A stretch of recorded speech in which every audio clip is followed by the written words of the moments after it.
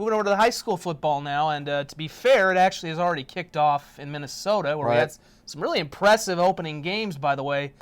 Pipestone, who has a new coach, they're running a no-huddle offense now, still racked up nearly 450-some yards of offense in a 54-12 win. I say they scored a lot of points, too. Yeah, and it was 54-12. I mean, they ran for over 300 yards. They only threw 4 passes, completed them all, and 3 were for touchdowns, so pretty good percentages. You had Laverne winning 34-0.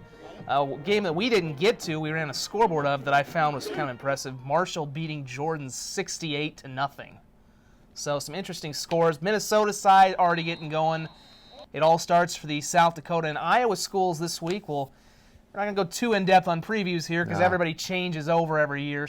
You don't know. There's going to be surprises, like last year when we kind of had Yankton and Brookings. I don't think any of us had Yankton and Lincoln last year pegged to go unbeaten.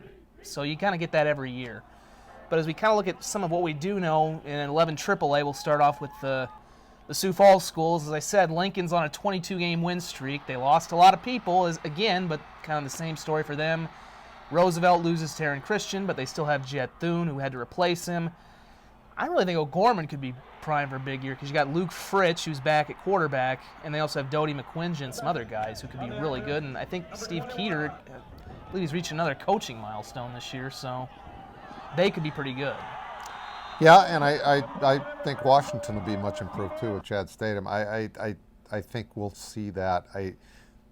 I've been surprised with how far they fell off the last couple of years, and I think they'll get back in the mix too. So Farniok kid too is the number 1 recruit. I mean, he might be the best Farniok. That's saying That's a lot. That's saying something. Yeah. I was gonna say.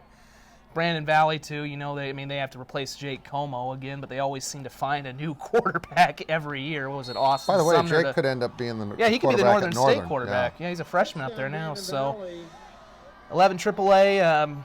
And I don't doubt against Lincoln. Not after the way they reloaded a year ago, because they lost so many people from that team that was great 2 years ago, and then they come back out and win it again. Going to AA, we actually get a champion. We had a couple championship game rematches right off the bat for our first Football Friday. But Yankton and Brookings play on Friday night, so that'll certainly be a good one right out of the chute.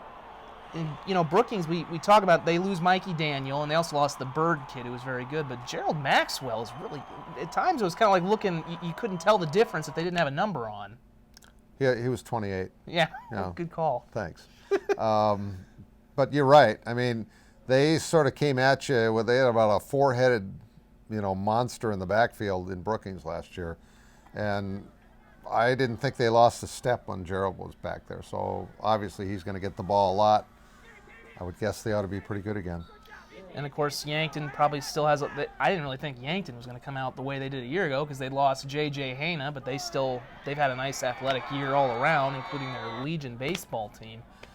And then another great title game rematch. Kind of have to think this is Madison's year a little bit because they've been to the title game 2 years in a row, 2 heartbreaking title game losses. Got their quarterback, Hemmer, back, who's just huge. Could be Madison's year. I would almost say of all the teams, as you look at high school football, they might be the one I feel the most secure saying they're going to be there at the end. Not saying they're going to win it, but I think they'll be there at the end. They've got a really good team. And, of course, they open with Dell Rapids, which is a rematch of what was a very good title game last year. Both the Brookings and Yankton won were 2 good games. West Central also. West Central almost got there a year ago as well. They lost. You were, I think, at that game against Dell Rapids where they had a pass batted down in the end zone at the end or whatever. They're always good. On that Saturday semifinal game. Yeah, that was good. Dell Rapids is going to, I think, be good as the year goes along. I don't expect for that to be a epic battle in the first game of the season, even though you look at those 2 teams and go, Dell Rapids at Madison ought to be a phenomenal game. Steve lost a lot of seniors last year. And, seniors who played a lot. Yeah. If he had a junior-laden team, it wouldn't be any big deal. But I think he's just hoping his team progresses, which they will. They're always good. Always he's built quite the program in Dell Rapids in the last 10 years or so. They've been They've always been right there at the end. Well, and you talk about the results of how much do you get out of week one? Look back at last year's week one when Madison had graduated so many people off their team. Right. So I got to be careful what I Right. say because I thought Madison would get drilled in the opening game last And they year. were, and they won. actually were getting drilled. They got down 14-0 like in the first 2 minutes. Yeah. They come back and win at Del Rapids, and then at the end of the year, they're both there in the title game. So, also want to mention too, watch out in AA. Pierre and Mitchell Pierre just won it 2 years ago, so they've still got a lot of talent up there. Mitchell with Kane and Nelson, who could be one of the best quarterbacks in the state. The rest of the classes, there's been a lot of shifting and reorganizations, especially in 9-man. It's going to be weird not seeing Luke Loudenberg out there. Let's wait until we got a week under our belt to talk about the 9-man schools. I do want to say one thing, though, about the 9-mans. We've had some interesting things the last few weeks. Freeman, we knew a little bit about them a year ago when they were, I believe it was injuries last year, almost knocked them out. Now they're out for at least 2 years. Yep. Some other, I believe it was Highmore Herald was another one that's going to have to co-op with somebody. Co-op with Miller. And, I mean, it's just kind of the reality we're dealing with right now in some of these smaller communities, isn't it? Because, I mean, if you'd said, you've told me a lot of the stories about how Freeman used to be just a power. It's almost unthinkable that they don't have a football program. No, it's not almost unthinkable. It's unthinkable that they don't. It's shocking to me when you think of all those teams with Brett Scherschlicht in particular. They had years and years. But I go back to when I first moved here 37 years ago, do the math. And I was doing games on the radio in addition to doing TV and did high school football game of the week every Friday night, did several Freeman games.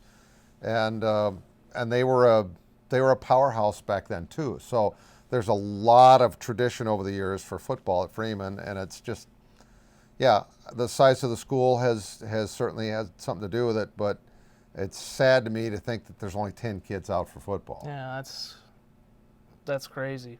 So, hopefully those kids find a place to play, and Hopefully in 2 years they can build the numbers up again. I hope so. Well, again, and also the Iowa sides too. We've got right off the bat, one of our favorite games every year is the Beef Bowl with Central Lyon and West Lyon. West Lyon's been to the title game now, I believe, the last 2 years in a row in Iowa. They lost a year ago. Central Lyon actually came out and smacked him a year ago over in West Lyon. Yeah, the first game of the year they did was like 42-14 Yeah, or something like that, and yet at the end, Jay Rosenbaum's team was there. He's a great coach. I mean, there's a lot of really good coaches in these parts, but he's right up there. He's in that top five of great coaches. I mean, he's just, you look at all the kids. Not only have they won a lot of state titles and been in the running for a lot of state titles, he's had a lot of his kids go on and play D1 football. Yeah, and I know Brandon Snyder, I think we just did an Athlete of the Week on him 2 years ago. He took him to the title game. They're talking about him getting a lot of playing time at Iowa. For a school that size, I can't think of many. Compare that to the region. How many other schools can produce? How many schools have produced that kind of talent for their size? The most. I mean, it's regardless of size. Yeah. I think they've had the most D1 players.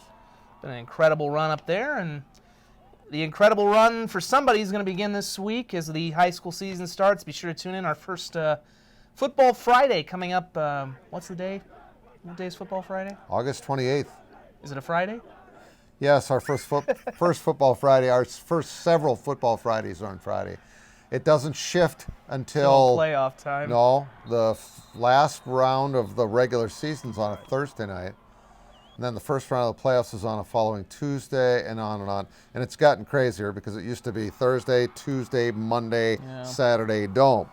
Well, now that there's so many classes and they've moved them to different days, people in the newsroom just love us. Sorry, we need half the show again tonight. We have got football playoffs on a Wednesday or a Friday or a Monday. I think there were 3 days in 1 week. We had like 3 Football Fridays in 1 week. Yeah. So, yeah. We'll be doing that for you again this year. And we'll be back every now and then during the season talking about the football. We've actually got a camera right here next to Mark because he's getting ready to go out and shoot. Say hi to Mark and all of our crew. The oldest camera we got, a DVC Pro for you. Talking about me. Oh, you? Oh. Okay. The old clunker with the old clunker right here. See, this is what we're talking about. This baby right here. That's, yeah. And actually, to me, that's not even that old. Yeah, try. I used to shoot on film and have to develop my own film. I was gonna say there might be a film canister somewhere in this room if we look hard enough. Don't ever want to do that again. I'm okay with new technology. It's a good thing. I am too. I think we all are. It's been fun, and we'll of course have, and also Gridiron Greatness too on Sunday as well. Our weekly recap returns.